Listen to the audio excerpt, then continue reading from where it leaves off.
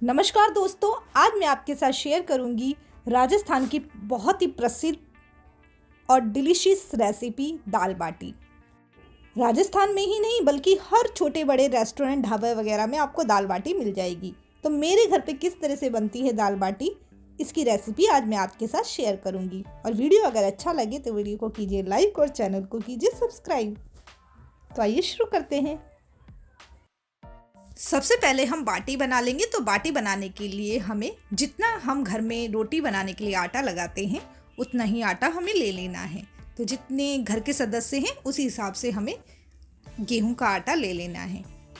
जितना हमने आटा लिया है उसका चौथा हिस्सा हम इसमें सूजी मिला देंगे, और जितनी हमने सूजी ली है उसका चौथा हिस्सा हम इसमें बेसन डाल देंगे। तो बेसन डालना बिल्कुल ऑप्शनल है, अगर आपका मन हो तो डालें, नहीं तो आप बिना बेसन के भी सूजी और आटे से बाटी को बना सकते हैं। अब हम आटे के अंदर 1 चम्मच अजवाइन को हाथों से अच्छे से क्रश कर आटे में मिला देंगे। स्वाद अनुसार नमक डाल देंगे। तो आधा चम्मच मैंने आटे में नमक डाल दिया है। अब आटे के अंदर हम 4 से 5 चम्मच घी को पिघलाकर हम आटे में अच्छे से मिला देंगे। तो बाटी में हम जितना मर्जी घी का इस्तेमाल कर सकते हैं, जितना हमें पसंद हो। तो इसी हिसाब से मैंने 4 से 5 चम्मच घी डाला है, और थोड़ा थोड़ा पानी डालते हुए हमें आटे का एकदम सख्त डो लगा लेना है। आटे को अच्छे से मलते हुए मैंने एकदम सख्त आटे का डो लगा लिया है, जिस तरह से हम पूड़ी का आटा लगाते हैं। तो रोटी पराठे का आटा हम सॉफ्ट लगाते हैं, लेकिन बाटी और पूड़ी वगैरह बनती है तो आटा थोड़ा सा सख्त ही लगाया जाता है। तो ये देखिए मेरा आटा लगकर तैयार हो गया है। अब हम इसकी बाटी बना लेंगे। तो जितनी हम रोटी की लोई बनाते हैं उतनी हम इसमें से एक लोई तोड़ेंगे और उसको हम बाटी की गोल शेप दे देंगे इस तरह से।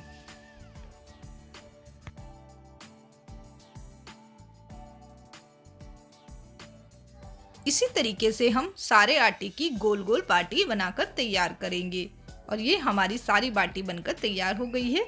अब हम इसे बाटी कुकर में सेकते हैं।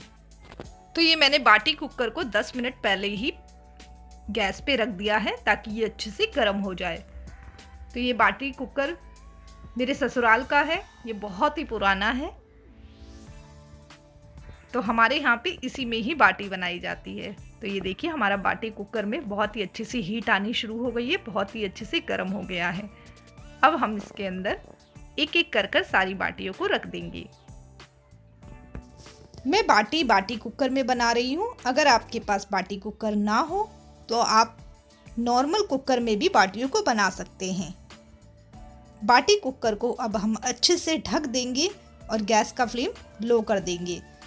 तो इसे बनने में कम से कम 1-1.5 घंटे का समय लगेगा।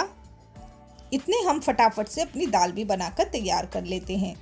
तो कुकर में मैंने 1 बड़ा चमचा तेल ले लिया है और इसमें डाल दिए थोड़ी सी हींग और आधा चम्मच जीरा। इसमें डाल देंगे अब हम कटा हुआ लहसुन।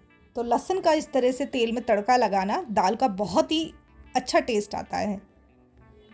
तो अब हम एक बड़ा साइज का प्याज भी इस तरह से काट कर डाल देंगे। प्याज को हम थोड़ी देर तेल में भूनेंगे और इसके अंदर अब हम डाल देंगे कटे हुए टमाटर भी। टमाटर और हरी मिर्च को थोड़ी देर हम पका लेंगे। अब हम इसमें डाल देंगे हमारे बेसिक से मसाले।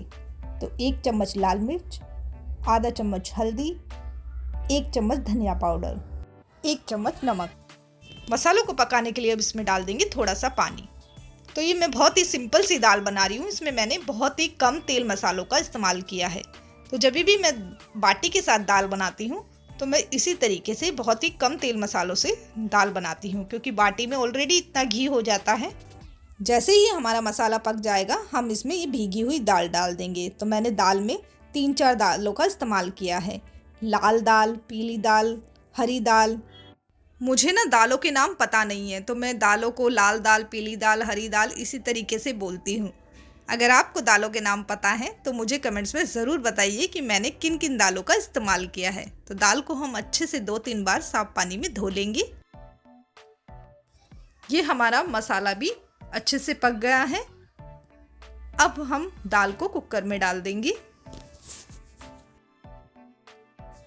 2 से 3 गिलास पानी डालकर हम कुकर को बंद कर देंगे और दाल में हम 2 सीटी लगा लेंगे। अब हम बाटी को भी चेक कर लेते हैं। तो बाटी को लो फ्लेम पर पकाते हुए मुझे 15 मिनट हो गए हैं।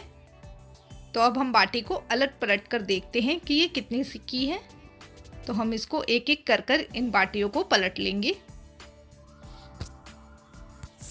तो ये पलटने पर हमारी कोई बाटियों में इस तरह से चिट्टी सी आ गई है।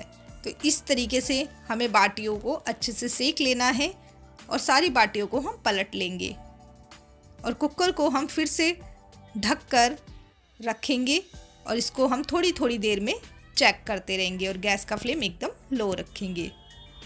ये कुकर में भी 2 सीटी आ चुकी है और इसका प्रेशर भी निकल चुका है। तो अब हम दाल को भी चेक कर लेते हैं।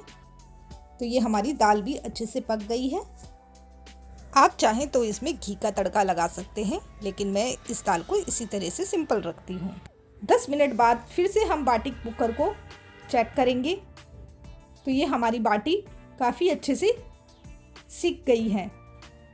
तो जहाँ से नहीं सिकी है उस जगह को हम इससे पलट लेंगे और इनको अलटते पलटते हम लो फ्लेम पर बाटियों को सेक लेंगे।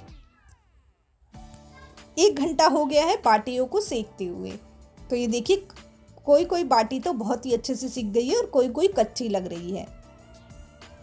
आपको मेरी दाल बाटी की रेसिपी अगर अच्छी लगे तो वीडियो को कीजिए लाइक और चैनल को कीजिए सब्सक्राइब।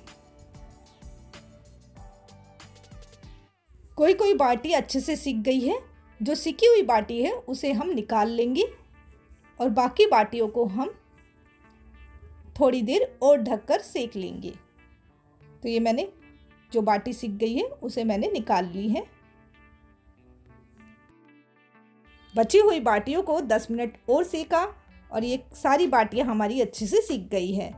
अब हम सारी बाटियों को बाटी कुकर में से निकाल देंगे। अब बाटियों में हम घी डाल लेंगे। तो घी डालने के लिए हम बाटियों को इस तरह से तोड़ लेंगे और घी को मैंने गर्म करने के लिए गैस पे रख दिया है और ये मेरा घी भी अच्छे से पिघल गया है। अब हम बाटियों को घी के अंदर डाल देंगे। तो 2 तरह से हम बाटियों में घी डाल सकते हैं। या तो बाटी को डायरेक्ट घी के अंदर डालकर इस तरह से घी भर दें, या हम बाटी को हाथ में रखकर इसके अंदर थोड़ा थोड़ा सा घी डाल दें, यानी कि 1-2 चम्मच हम इस तरह से घी डालें।